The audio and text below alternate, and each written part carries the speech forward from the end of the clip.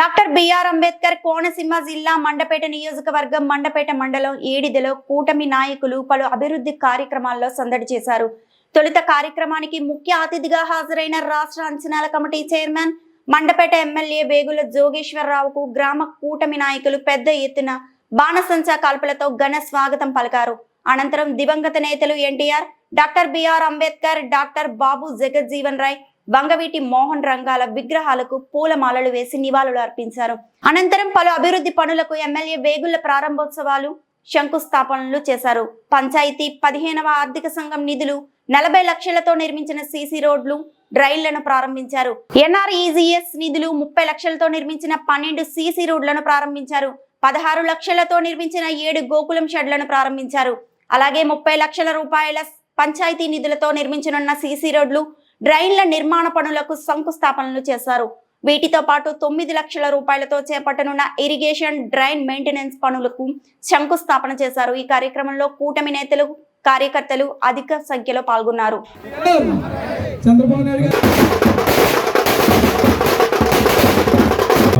తెలియజేసుకుంటా ఉన్నాం.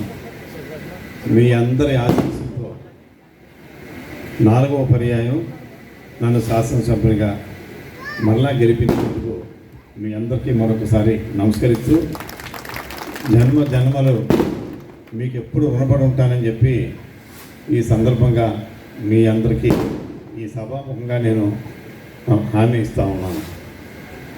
2004లో మొట్టమొదటిసారి పోటీ చేశాను ఆలమూరు శాసనసభ్యునిగా. మీరు నన్ను తిరస్కరించారు, ఓటమి పాల్గొనడం జరిగింది. 2009, 2014, 2019, 2024లో వచ్చేటప్పటికి 3600 ఓట్ల మెజార్టీ ఒక్క ఏడిది గ్రామం 3642 ఓట్ల మెజార్టీ మీరు ఇచ్చారు. అత్యంత మెజార్టీతో 44,500 ఓట్ల మెజార్టీతో నేను గెలుపొందడం జరిగింది. అంటే మీ ఏడుది వారు ఎటు మొగ్గితే ఆ యొక్క గెలుపు కూడా అటే ఉంటుందని చెప్పి మరి దీన్ని బట్టి మనందరికీ అర్థమవుతూ ఉంది. ముఖ్యంగా ఈ రోజున కూటమి ప్రభుత్వం, ప్రధానమంత్రి గారు శ్రీ నరేంద్ర మోడీ గారి నాయకత్వంలో